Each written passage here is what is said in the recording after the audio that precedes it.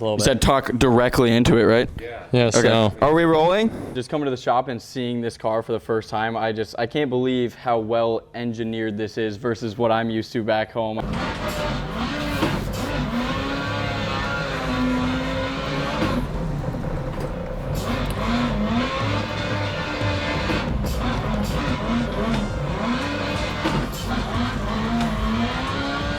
I keep like going for the shift. I'm like, oh yeah, right? And muscle memory. I know, it's like, nope, it's already too long. For someone who doesn't have the seat time as Chris, the sim is the best option. It's just crazy to see where sim drifting has went, just like even compared to my sim. And I'm pretty sure you still have more seat time than me. No, yeah, no, I definitely got more seat time, but it's in real life too, not just the sim. Maybe overall duration I got you beat, yeah, but I think he's got me beat. But with sim time now, I got a lot of hours. a little You bit. said talk directly into it, right? Yeah, Okay. so. Are we rolling? Ayden, we're over here, check it out. The car is coming along really well, all the fab work is done. Eric's been absolutely crushing it. I got the Inconel manifolds ready on there. And yeah, got the intercooler piping done, intercoolers mounted, and just like all this little, like I said, all the fab work on our dummy engine here. And we got the new motor here, like halfway assembled, ready to pull this one out, take these, nice Taycan Inconel manifolds. Keep wanting to call them titanium, not Taycan. Inconel. I know, it's our first time doing Inconel. But yeah, check out that 3D printed piece. What some of your first impressions seeing it? Next time you see it, it's gonna be all body on, everything. So this is like down to the bones. Yeah, I mean, just coming to the shop and seeing this car for the first time, I can't believe how well engineered this is versus what I'm used to back home. I mean, I had unbelievable amount of car problems and I totaled my car out, and now I'm looking at this absolute machine. I cannot wait to get behind the wheel, and it's so well built. I mean, these guys really know what they're doing compared to me and my buddy in my shop. Yeah, they know a thing or two. He's been doing it for a while. Well, what's cool about it is like, you're just looking for reliability, and the reliability gives consistency. Mm-hmm. So there's like a lot of things we learned over the years that keeps the car on the track. And obviously we have implemented some new things. We just started running WiseFab a year ago, and I love it. I think it's way better for the competition aspect. It keeps the front end like way more planted, has just like more control, more drivability. We're trying a couple other new things on the car, which is the hang type power steering, electric power steering setup. So that's in the back of the car here, or will be in the back of the car. It's not yet. It'll be down there. You won't be able to see it at all, so stop looking. Like we're saying, the back of the car, all of the same bits. Everything is carbon copy to RZ. The only difference really being the outside the small upgrades like we're doing, like I said, the power steering, the Inconel manifolds. There's something else we're doing new this year that are being implemented to Ayden's car first, and then we're going to be adding them to mine. Ideally, well, I mean, honestly, ideally, same debut. Like we might put those manifolds on our car before Atlanta too. Bring him done in time. What do you think, Eric? You said 3 days. You said 3 days. But You can't call him out like that. hey, it's always easier when the camera's on them. You can't talk back. But yeah, hop in this thing. I mean, I think we got you fitted up there yesterday, so. Yeah, so I mean, I was just getting seat adjustments before testing and getting Atlanta prep on the sim. Yeah, the biggest difference, like we were saying, between the two cars is really just the column and the pedals. So really keeping the, the budget nice and tight. Mm-hmm. Yeah, no, I mean, I fit amazing in here, and I can't wait to feel the grip and forward drive that this car has versus what I've been used to. What's the fastest car you've driven? Just the old yeah, car? So pulleyed up, it would have made like 900, but we had it pulleyed at 680, and that's what I've won my pro license in. So this car will make roughly 850? Yeah, 850 for PROSPEC. That's all it needs. We do 950 on ours. If we can just run it like a little lower, because it's just going to blast those 255s off, it's just going to make the engine so much happier. Like we're saying, we've gone 4 seasons on Jaeger's engine, which is unreal. And and we're getting a full season out of ours, which is like really good. You got guys, occasionally popping motors. I mean, I think two motors popped at Long Beach. Two or three a year. Yeah. And so the past 3 years, we've been able to go all 8 rounds. And with PROSPEC only being 4, so technically like with Jaeger's program, that's essentially 2 full seasons. So it's like already twice the longevity that we've ever gotten out of our car. And like it could probably go more, but it's off season, pull it out, send it out.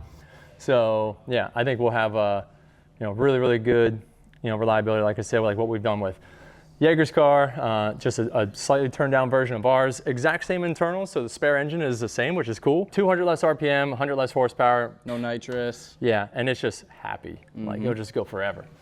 Yeah, I mean, I'm so excited to not be popping motors too. This is a super cool steering wheel. Got the Forsberg Racing Grip Royale. Yeah, it's amazing. We had the dash and the handbrake and everything in here for him yesterday, but the guys pulled out trying to get some work done in here, getting the rest of the bits done. So now that we have the motor here, motor's getting dressed, fab work's done, this is out, going back in, full assembly. I have it running in about a week from now, I'd say. So, and then quick dyno session, a little break-in, and then we're testing in 2 weeks from now. 2 weeks from now, we are coming back, going to testing, and we're going to Willow, right? Yeah. Going to Willow to go test? I actually don't know yet. It's either gonna be Willow or ABS, because I haven't rented at Willow since the big change. Yeah. So we've been there with the WiseFab day, but we didn't rent the track ourselves. So I don't know how that works now. Last time I was at AVS, I drove the Drift Zone 350Z, and I think this would be a little bit of an upgrade from that. Yeah, a little bit. Be able to actually throw it in. Yeah, no, this is just incredible, and I mean the opportunity to be able to drive under your program and drive one of these cars. I can't wait for Atlanta to be flying down that hill at 110 miles an hour. I know, just like the sim, dude. Just like the sim. Does he know the nickname? Which one? Oh, I don't know. Nickname. Probably not. The yeah. nickname. Well, when we were first building this car, we're calling it Bones, right? I knew that one. Yeah, so it was all white, new right? Bones. And we're like, yeah, Bones, it's sick. And then now that you're driving it, we're starting to call it Hambone. Hambone? Copham, okay. So we're gonna debut the like that Porsche pink Busher livery on there. So it'll be like white on the inside, pink on the outside. That's hilarious. It's looking really good. It looks like it's very far from complete, but all the bits are done. Close. Yeah, I mean, you saw it. Yeah, everything's... Windshield's fitted. All the other panels are fitted. It's just everything's kind of apart to keep it clean, and then it will all just slinky back together here real quick. Dude, this is unreal. Just to be standing here and seeing the car in person, and I mean, never in my wildest dreams would I imagine I'd be running on Chris Forsberg team. I mean, just how we got connected, and with the event that we're building together now, it's really cool. So if you guys have been following along, my family owns Brainerd National Raceway in Minnesota, and Chris is now coming on and being a part of the event. So this car and his pro car will be at that event driving, and we're building a brand new drift track that Chris has helped design, and it's going to be a super good time. I'm super excited for it. So that is June 5th through the 7th. Don't miss it.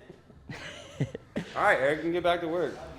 Dude, this is a very cool car too. This is actually one of Chris's favorite cars because it's not overkill and it's just really fun to drive. I mean, dude, a built VQ. Yeah. And it also, like, our program and being able to work together is all I've driven my entire life is. So I've been driving for almost 7 years now. I started in a Crown Victoria, then we worked up to a 350Z, and then drove that stock for like 2 years.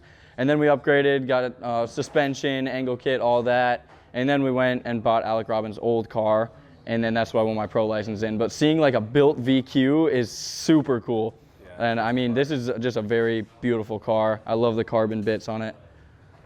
I mean, a lot of people love this car. Yeah, and I mean, it's just a perfect seat time car. Like, I mean, it makes 600 horsepower. Yeah.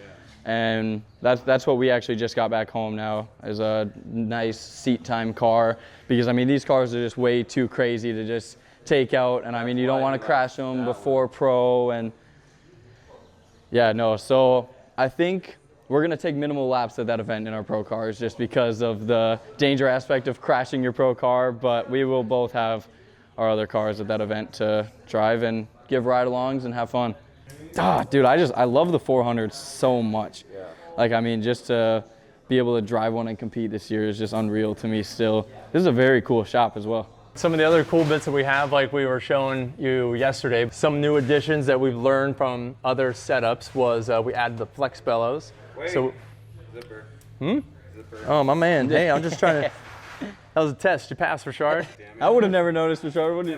Fuck y'all. Yeah. If I have them on YouTube, they're going to be like... Zipper's down. No, you saved him. Big guy. Like I was saying, like other like little improvements that we noticed over the years, like we would get some cracking down here in the merge at our titanium collector. So we go from the downpipes back is all titanium, but up here you have to be stainless for the turbo's sake. This thing can't handle that type of heat all the way up by the turbo. So we've had it titanium up to here before on our car, but we also never had the flex bellows, and there's no room for them up in there, so we added this little extra section of stainless, put the flexes in there, and that definitely helps with the overall fit of the rig. And so when these manifolds are heating up, they actually they'll swell out like this. We'll get some movement on them, and so it puts all the stress and tension back here. So these little things keep the exhaust a little happier. We won't be patching this up.